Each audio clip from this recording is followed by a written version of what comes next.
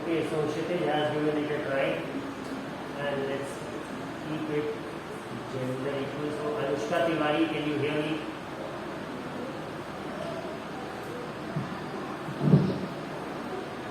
Anushka Tiwari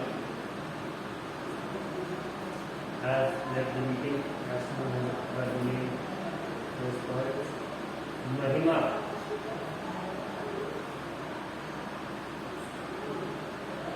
महिमा पड़ेगा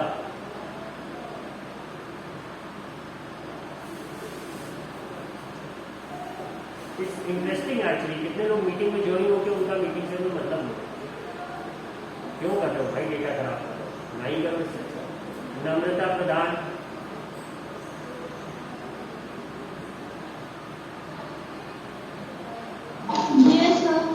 तो नम्रता प्लीज अभी तक का डिस्कशन मुझे सुना कि Yes, sir. तो एग्जॉस्ट का मीनिंग बताओ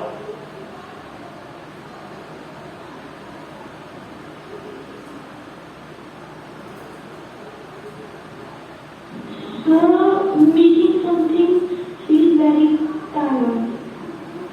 हाँ कुछ हद तक सही है टायर्ड गुड आंसर सो नम्रता हम मतलब why does a person feel tired tired की सिचुएशन में एग्जॉस्टेड कहते हैं बट उसका क्यों वो फील करता है ऐसा टायर्ड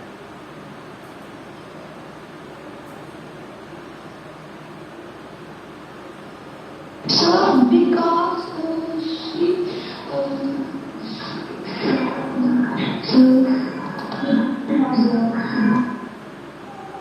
नम्रता ट्रेन में हो क्या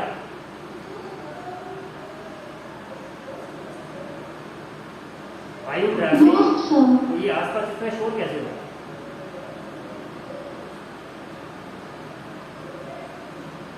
ठीक है Namrata doesn't want to answer Kumar Utkarsh ठीक है नम्रता भाई let me give the chance to Kumar Utkarsh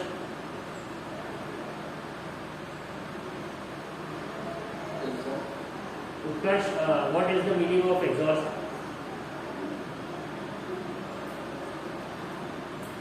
hard, I think so. क्या फिर से बोले Hard. हट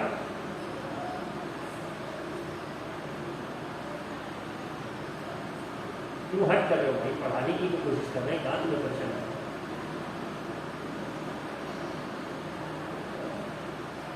Do I look like a buffalo to you who's blocking your way? तो बोल रहे हो हट हट No time. मतलब बताओ भाई एग्जॉस्ट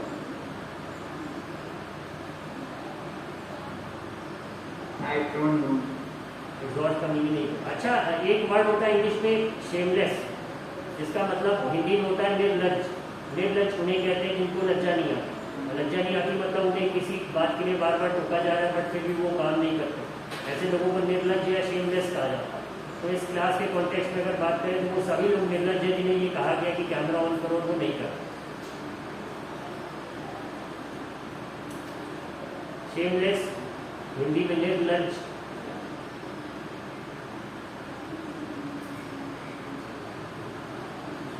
ठीक है so Utkarsh doesn't know the meaning but this Utkarsh here knows he is not going to answer Ruchi Ruchi Yadav Ruchi exhaust का मीनिंग फिनिश यही मैं सुनना चाह रहा था और जिस स्टूडेंट ने हाँ नम्रता ने बोला था थक जाना तो वो इंसान थकता क्यों है जब उसके बॉडी के जो न्यूट्रिएंट्स हैं या एनर्जी लेवल है वो खत्म हो जाता है तो उसे कहते हैं कि ये एग्जॉस्टेड है थका हुआ सा ये फील कर रहा है ठीक है तो एग्जॉस्ट का मतलब एक जो सबसे पहले बताया था क्षितिज ने वो भी गलत नहीं है कार का जिसे हम लोगों को आमतौर पे कार या बाइक के साइलेंसर कहने की जिसे आदत है those are actually exhaust pipes वो क्या होता है कि फ्यूल के कंबशन के बाद जो गैसेज होती है वेस्ट गैसेज वो उसी एग्जॉस्ट पाइप से ही बाहर आती है सो क्षितिज वाज आल्सो राइट बट यहाँ के कॉन्टेक्स्ट में क्षितिज वाजंट राइट यहाँ पे एग्जॉस्ट का मतलब सीधा सा होगा खत्म हो जाए फिनिश एंड ठीक है एंड नहीं कहेंगे क्योंकि मूवी एंड होती है मूवी एग्जॉस्ट नहीं होती तो यहाँ पे एग्जॉस्ट का मतलब ऐसा है कि जो कि खत्म हो जाए। तो अब अगर सब लोगों को स्क्रीन दिख रही हो तो नेचुरल रिसोर्सेज बचपन से पढ़ते आ रहे हैं। अब दो कैटेगरीज में इन्हें डिवाइड किया गया है। Natural resources have been divided into two categories, inexhaustible and exhaustible. तो एग्जॉस्टेबल कौन से जो खत्म हो सकते हैं, फिनिश हो सकते हैं, and which are the inexhaustible ones, the ones that won't finish, या फिर अभी आने वाले 100 साल 200 साल में हमें खत्म होते नहीं नजर आ रहे हैं, तो उन्हें हम इनएग्जॉस्टेबल नेचुरल रिसोर्स कहेंगे। इसका जो एग्जाम्पल है सनलाइट है, एयर है, ये हमें दिख रहा है। Unless and until a creature like Thanos comes out of nowhere, snaps his fingers and ends the world, अभी हमें खत्म होता नहीं दिख रहा है, इसीलिए हम इन्हें इनएग्जॉस्टेबल नेचुरल रिसोर्सेज कहेंगे। जैसे कि सनलाइट, अब ऑल ऑफ अ सडन कोई एलियन सन को डिस्ट्रॉय न करते तब तक तो सन है ही, तो इसीलिए हम उसे इनएग्जॉस्टेबल कहेंगे। एंड किसका सोर्स, एनर्जी का सोर्स जो कि खत्म नहीं होगा। एग्जॉस्टेबल कौन से हो गए, ऐसे जो हमें समझ में आ रहा है कि अभी खत्म हो जाएंगे, आने वाले 10 साल 20 साल या 100 साल में, एक सेंचुरी में these resources are going to exhaust। तो इसका एग्जाम्पल क्या हुआ, जैसे फॉरेस्ट, वाइल्ड लाइफ, मिनरल्स, कोल, पेट्रोलियम, नेचुरल गैस, ये सब क्या ये एग्जॉस्टेबल की कैटेगरी में आते हैं। क्यों आते हैं, क्योंकि most of these are mined. Mined word का क्या मतलब हुआ, जो माइंड से आता है। माइंड क्या, जब हम खदान जिसे कहते हैं, खदान वर्ड कहाँ से आ रहा है, जब हम खोदते हैं किसी चीज को, we dig deep inside the earth crust and extract something, then the process is called mining। तो कोल है, पेट्रोलियम है, ये सारी चीजें हमें माइनिंग से ही अवेलेबल होती है। And with years of studies and research it has been found कि ये रिसोर्सेज बहुत जल्दी खत्म हो जाएंगे। तो ये एग्जॉस्टेबल रिसोर्सेज है। कौन से, नेचुरल रिसोर्सेज, क्योंकि पेट्रोल ऐसा नहीं है कि कहीं बन रहा, इसकी कोई फैक्ट्री नहीं। तो ये अर्थ के क्रस्ट में नेचुरली अगर करता है। इतनी बात सबके समझ में आए हो, आ गई होगी। और पहला ऐसा रिसोर्स हम देखेंगे कोल, जिसे कोयला हम कहते हैं। इसके बारे में थोड़ा समझते हैं। तो इसके बारे में फिर से थोड़ी सी क्वेश्चनिंग होगी।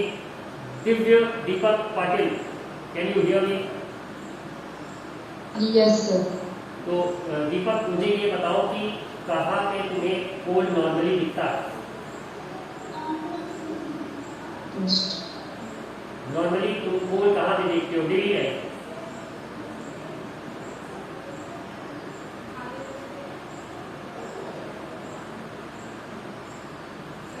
Deepak, do you live in the camp area? No sir. बाहर है तो जलेबी खाते हो? Yes sir. जलेबी घर पे बनती है, दुकान में खरीदने जाते हो? सर दुकान पे। दुकान पे ऑब्वियसली। तो दुकान पे नॉर्मली गैस पे जलेबी वो नहीं कुक कर रहा होता है, वो एक भट्टी में उसे कुक कर रहा होता है और उसमें आग होती है, हम देखते हैं। Am I right, Deepak? Yes sir. तो उसमें क्या बर्न हो रहा होता है? सर वो कढ़ाई। कढ़ाई जल रही होती है। भाई ऐसा आंसर मत दो। वो कढ़ाई के नीचे जो आग होती है वो कहाँ से आ रही है, क्या डालते हैं जो जल रहा होता है?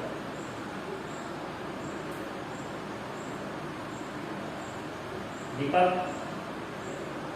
सर जलेबी जल रही होती है। जलेबी जल रही होती है, जलेबी जला के जलेबी पका देते हैं। नहीं दीपक भाई, you are a dangerous student, I have to ask somebody else.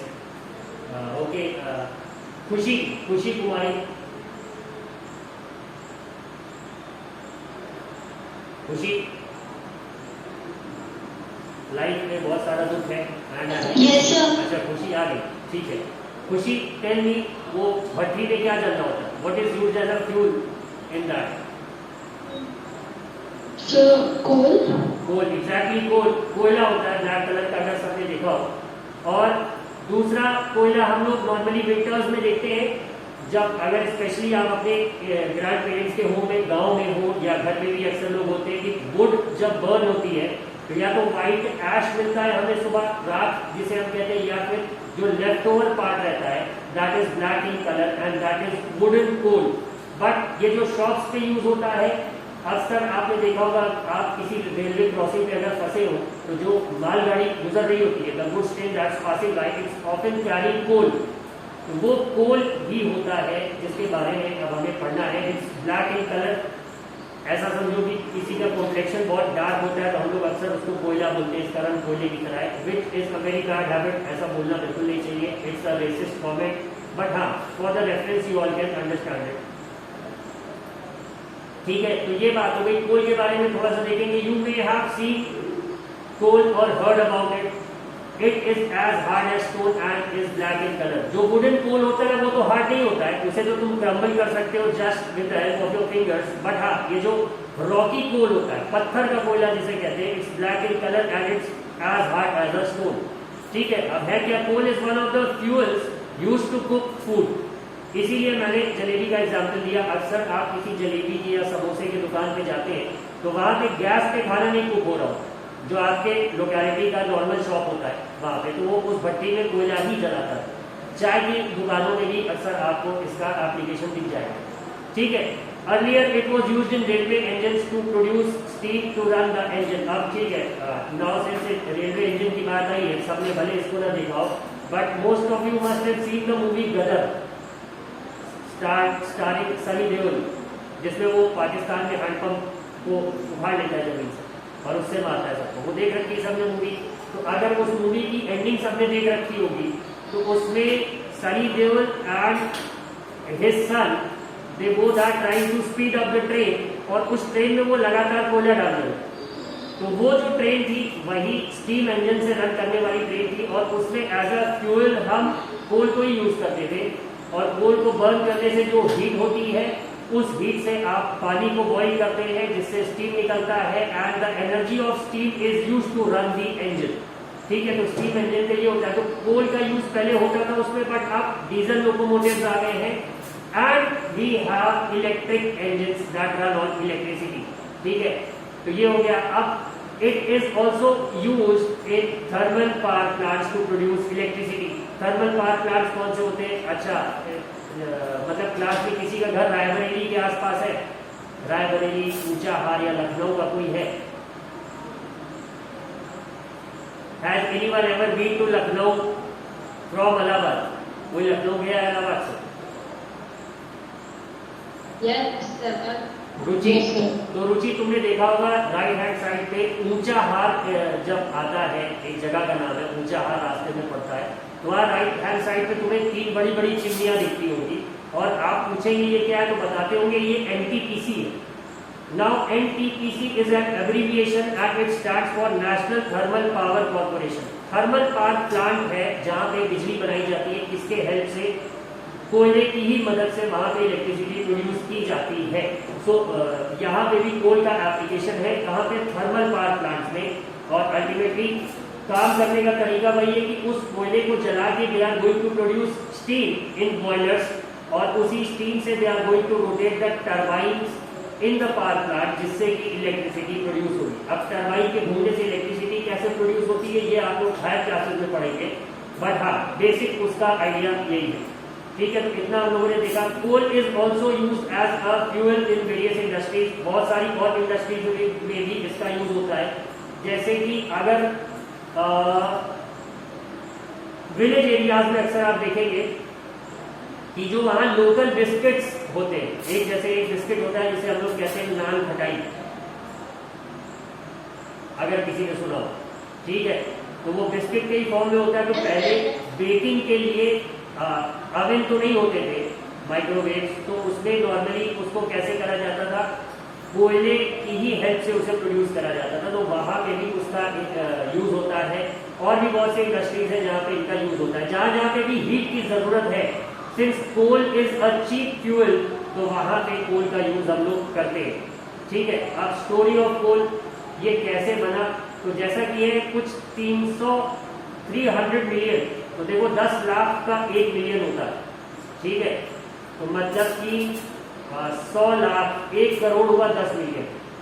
ठीक है, और 1000 हुआ, 1000 करोड़ हुआ, नहीं सॉरी 10 करोड़ हुआ 30 मिलियन, और 100 करोड़ हुआ 100 मिलियन। हाँ, तो मतलब 300 करोड़ साल पहले लगभग the earth had dense forest in low line wetland areas.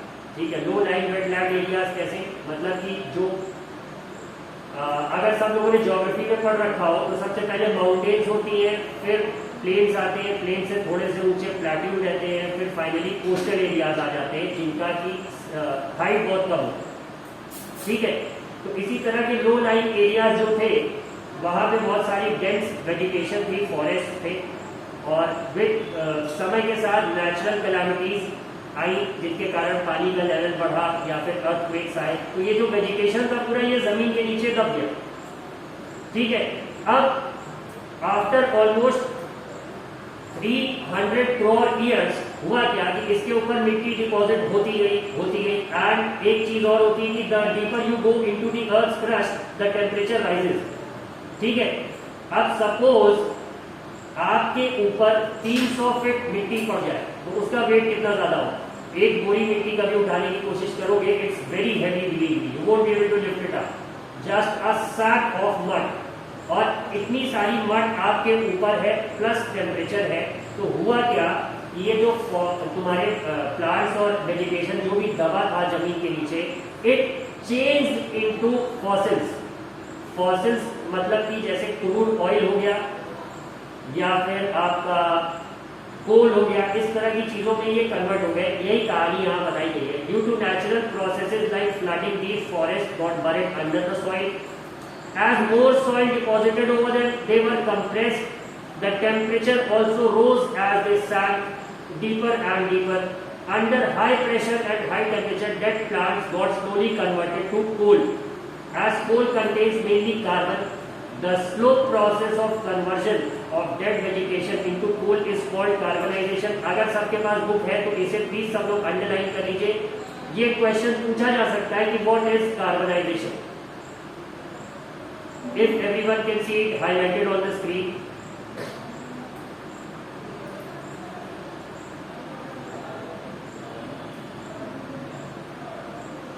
दिख रहा सबको? Yes sir. ठीक है, तो इसी कार्बनाइजेशन से वही पेड़ पौधे जानवर and whatever got buried, they changed into what? They changed into coal, और इस प्रोसेस को कहा गया carbonization. Since it was formed from the remains of vegetation, coal is also called a fossil fuel. ठीक है, अब कोल माइन इज शोन। अब ये कोल माइन दिखा रहे हैं, इन्होंने पहाड़ दिखा रखा है, कोई सोचे माइन, तो यहाँ पे ये जो मशीन दिख रहा है इसी की हेल्प से दे कीप डिगिंग, और अंदर जमीन के आपको इसी के कोयले के पहाड़ मिलते हैं। मतलब the whole crust under the soil is made of coal. तो उसी को तोड़ तोड़ के स्मॉल जिसको कहते हैं स्मॉल पीसेस में उन्हें ले आया जाता है, जो कोल आप देखते हैं। ठीक है, so that's the whole story of coal. इतनी बात हम लोगों ने की। Does anyone in this class come from the West Bengal, Odisha और झारखंड एरिया? क्लास में कोई है? महिमा, Mahima, where were you? I was trying to call you some time back. Class नहीं कर रहे हैं? तो वहां पे इन लोगों ने देख रखा होगा, झारखंड में there are a number of coal mines, वहीं से कोल की माइनिंग होती है। ठीक, ये और मध्य प्रदेश के बहुत एरियाज में होती है। अगर कोई शक्तिनगर और रॉबर्ट्सगंज वाले एरिया से होगा, Sonbhadra, Shaktinagar, Robertsganj, where there is power plant near Anpara, तो वहां पे भी देखा होगा कि ट्रॉलीज में बहुत सारे कोयला लद के प्लांट में जाता रहता है, अगर कोई उस एरिया से होगा तो this coal is again as we are discussed, ये इलेक्ट्रिसिटी प्रोड्यूस करने के काम आता है। ठीक है, when heated in air, coal burns and produces mainly carbon dioxide gas. Coal is processed in industry to get some useful products such as coke. अब ये कोक आपका कोको कोला वाला कोक नहीं है, ये दूसरा है कोल टार, जिससे कि रोड बनती है, एंड कोल गैस। ठीक है, तो अब कोक क्या है? It is a tough porous, porous का मतलब जिसके थ्रू पानी फ्लो कर जाए। ठीक है, porous and black substance, it is an almost pure form of carbon. Coke is used in the manufacture of steel and in the extraction of metals. Coke का use chemistry में उसमें आता है। ठीक है, तो इतनी कहानी हम लोगों ने समझी। अब इसके आगे पढ़ाएंगे। अगर किसी का कोई क्वेश्चन हो तो वो टीम्स ऐप का raise your hand feature use करें और अपना क्वेश्चन पूछें।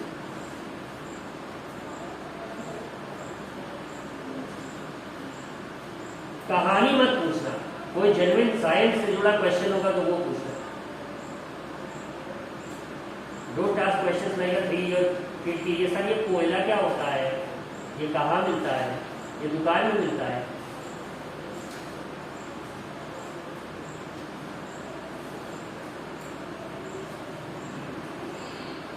रुचि Yadav, I can see your hand raised. Any questions?